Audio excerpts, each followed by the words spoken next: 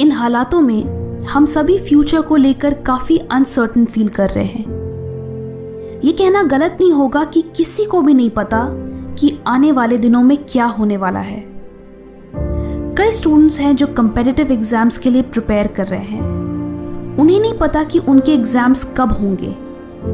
But आपने वो grass hopper और एंट की स्टोरी तो सुनी ही होगी, जहां एंट पूरे समर खाने का इंतज़ाम करती है ताकि वो विंटर में सर्वाइव कर सके, और ग्रास हॉपर पूरे समर टाइम मज़े करता है और विंटर के लिए कोई तैयारी नहीं करता।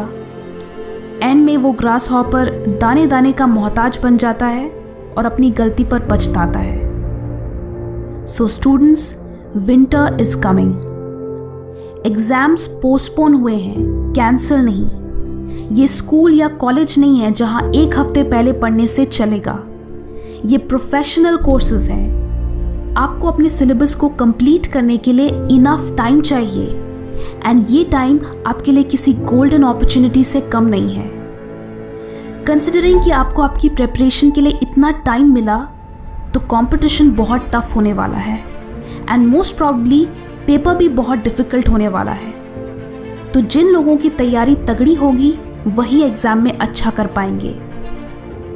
इस लॉकडाउन का पूरी तरीके से फ़ायदा उठाने के लिए आपको एक स्ट्रॉन्ग सिस्टम की ज़रूरत है, यानी प्रोडक्टिव होने की ज़रूरत है। मॉर्निंग बहुत अच्छा टाइम है जब आप बिना किसी डिस्टर्बेंस के डीप वर्क कर सकते हो। अगर आप अर्ली मॉर्निंग उठे तब शायद ही कोई इंस्टाग्राम या व्हाट्सएप पे ऑनलाइन होगा। आप आराम से पूरे फोकस एंड कंसंट्रेशन के साथ अपनी पढ़ाई कर सकते हो। दिस इज़ द टाइम जब आपका ब्रेन सबसे ज़्यादा अलर्ट होता है, इसलिए मॉर्निंग में याद की हुई चीज़ें आपको लंबे समय तक याद रहती हैं।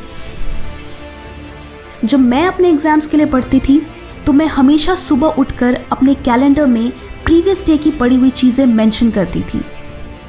इससे सुबह मुझे एक एक्स्ट्रा मोटिवेशन मिलता था कि आज भी मैं अपने सारे टास्क कंप्लीट करूंगी। मंथ के एंड तक मेरे कैलेंडर में मेरी पूरी प्रोग्रेस रिफ्लेक्ट होती थी, जिससे मैं 3 चीज़ें ट्रैक कर सकती थी। नंबर 1, मेरी प्रिपरेशन कितनी फास्ट या स्लो है।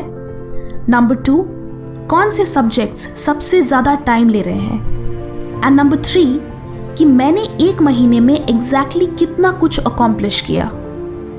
ऑफन हम एग्ज़ाम्स की तैयारी करते वक्त खुद को अप्रिशिएट करना भूल जाते हैं कि हमने कितना सारा पोर्शन कंप्लीट कर लिया, बिकॉज हम इस पे ज़्यादा फोकस करते हैं कि दूसरों ने कितना पढ़ लिया एंड हम अभी भी कितने पीछे हैं। बट अगर आप अपने प्रोग्रेस को ट्रैक करें, देन यू विल रियलाइज़ कि आप कितने कंसिस्टेंट हो, एंड वो आपको आगे भी और अच्छा करने के लिए मोटिवेट करेगा।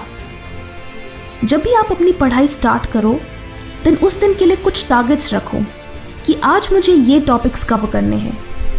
That will build some pressure, and अगर आप 100% नहीं तो उसका 70% या एटलीस्ट 50% भी फिनिश करोगे, जो फिर भी कुछ ना करने से तो बेटर ही होगा। एक और चीज़ जो आप यहाँ कर सकते हो कि आप अपने एवरीडे टारगेट्स अपने मॉम, डैड या ब्रदर, सिस्टर को अर्ली मॉर्निंग टेक्स्ट कर सकते हो। इससे 2 चीज़ें होंगी। नंबर 1, जब आप उनको अपना वर्ड दोगे कि आज के मेरे ये टास्क हैं, तो वो एक कमिटमेंट बन जाएगा, एंड फिर आप उसे फुलफिल करने के लिए एक सिंसियर एफर्ट दोगे। नंबर 2, ये इस बात का भी ट्रैक होगा कि जिस वक्त आपने वो मैसेज सेंड किया उसी वक्त से आपकी पढ़ाई शुरू हुई। So now you can also track कि आप एग्जैक्टली कितने बजे से पढ़ना शुरू कर रहे हो। जो स्टूडेंट्स सिर्फ हार्डवर्क करते हैं वो अक्सर पीछे रह जाते हैं, बिकॉज टॉपर बनने के लिए आपको स्मार्ट वर्क करना होता है।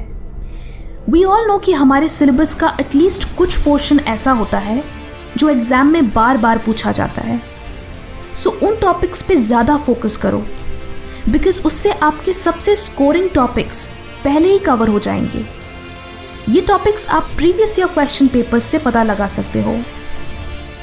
द फेमस पैरेटो रूल भी यही कहता है कि सिर्फ 20% इनपुट से 80% आउटपुट अचीव किया जा सकता है। आपके केस में इसका मतलब है कि आप कम से कम एफर्ट में ज़्यादा से ज़्यादा मार्क्स ला सकते हैं। And last but not the least, आप इस टाइम को नोट्स बनाने के लिए यूटिलाइज कर सकते हो। कई स्टूडेंट्स नोट्स बनाते वक्त पूरी बुक को अपने नोटबुक में कॉपी पेस्ट कर देते हैं, जो कि बिल्कुल गलत तरीका है। जब आप नोट्स लिखते हो तो उसका बेसिक पर्पस ये है कि आपको वो इन्फॉर्मेशन याद हो। अगर आप पूरी बुक ही कॉपी कर लोगे तो आपका ब्रेन इतनी सारी इन्फॉर्मेशन याद नहीं रख पाएगा। आपको अपने ब्रेन को हेल्प करना है ताकि वो एटलीस्ट कीवर्ड्स याद रख सके। So just right the keywords.